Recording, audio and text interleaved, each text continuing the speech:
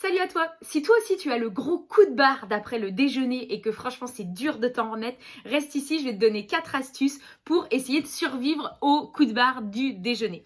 J'étais en train d'écrire un post en fait sur Instagram pour ça et je me suis dit tiens j'ai envie de partager ça et je me suis dit qu'en fait ça méritait totalement une vidéo. Je sais pas toi mais moi après manger, franchement c'est horrible. J'ai un espèce de coup de barre, j'ai l'impression de m'être pris une pelle derrière la tête tellement j'aurais envie de dormir. Et il y a quand même des petites astuces pour remédier à ça parce que franchement des fois quand on se laisse happer par l'envie de dormir et tout, on peut se flinguer une après-midi. Et il y a quand même quelques petits trucs qui peuvent nous aider à surmonter ça et faire en sorte que notre après-midi soit quand même plutôt productive et efficace et qu'on n'arrive pas le soir en se disant j'ai encore craqué, j'ai fait une sieste de 3 heures et c'est la merde. Alors les 4 voire 5, parce que je viens d'en penser à une autre, astuces qui vont te permettre de pouvoir réussir à survivre à ce coup de barre du déjeuner. Alors déjà, la première chose, ça va être d'essayer de manger assez léger, ou du moins plutôt sainement. Alors c'est facile à dire quand on n'a pas le temps. Moi, je suis la première à bouffer des pâtes à H24 quasiment.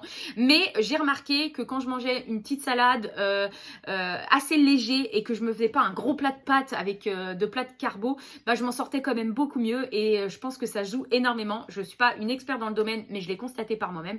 Donc déjà, première astuce, essayez de pas trop manger, quoi. Manger léger. Ensuite, deuxième astuce, ça va être de retarder le plus possible l'heure du déjeuner.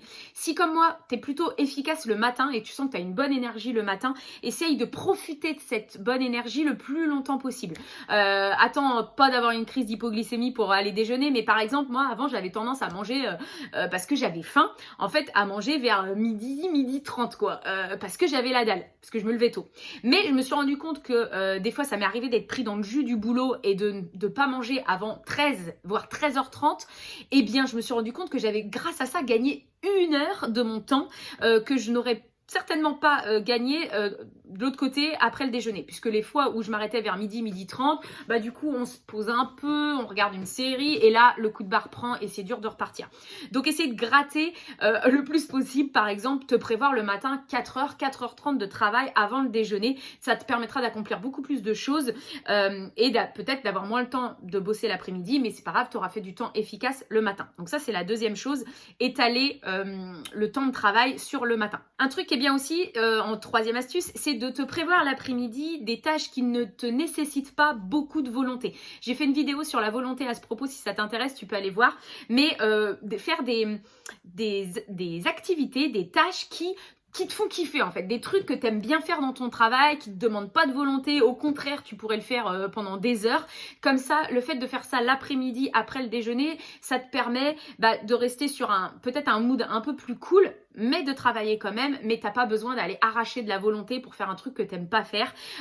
Donc là tu fais, moi par exemple j'aime bien l'après-midi pouvoir du coup me pencher sur mes formations, j'aime bien créer du contenu, des visuels et tout, ça c'est des trucs qu'il faut faire, mais du coup le faire l'après-midi ça me demande pas beaucoup de volonté parce que j'aime bien le faire. Ça c'est un truc que tu peux faire de ton canapé, donc tu bosses quand même mais c'est plus cool. Donc ça peut être une troisième astuce qui peut t'aider. Ensuite tu peux avoir aussi, alors le petit truc, mais là faut vraiment être ultra discipliné, c'est faire ta sieste de 20 minutes, parce que les siestes de 20 minutes c'est ultra puissant et ultra efficace. Pas plus, parce que là pour le coup tu pars après dans une sieste qui fait une moitié, une demi-nuit, et là c'est pas possible, tu te réveilleras trop énervé et la tête dans le... Mais les siestes de 20 minutes, ça peut être ultra efficace. Alors là, ça suppose d'avoir quand même un peu de volonté, c'est-à-dire tu mets ton réveil et quand ça sonne, tu te lèves quoi, et tu arrêtes. Moi, je faisais énormément ça quand j'étais à la fac.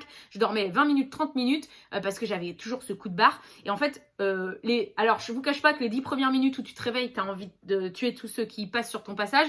Mais par contre, après, tu reprends de l'énergie directe. Et la dernière astuce aussi que je voulais vous partager, hyper efficace, c'est de se prévoir un rendez-vous dès le début d'après-midi, dès 13h45, 14h, un rendez-vous, un coaching, un rendez-vous client, un truc qui est calé et que tu ne peux pas annuler. Parce si par exemple tu es coach, formateur ou que tu as un rendez-vous avec un client parce que tu lui rends un travail que tu as fait pour lui, bon bah le rendez-vous il est calé, tu vas pas dire excuse-moi j'ai un peu la tête dans le cul, je vais dormir. Non, tu fais ton rendez-vous. Et en fait, le fait de faire ça, sur le coup tu vas traîner la patte, mais par contre tu vas du coup être beaucoup plus... en fait tu vas être forcé d'être remis dans le bain. Donc au final, tu vas te remettre dans le truc et tu vas travailler et tu vas même pas te rendre compte que tu vas repartir.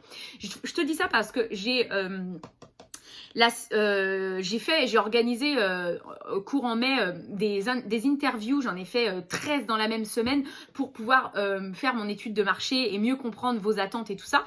Et j'ai calé, parce que j'avais pas le choix au niveau de mon organisation de l'après-midi, tous mes rendez-vous l'après-midi. Et il y en a qui démarraient à 13h45, 14h.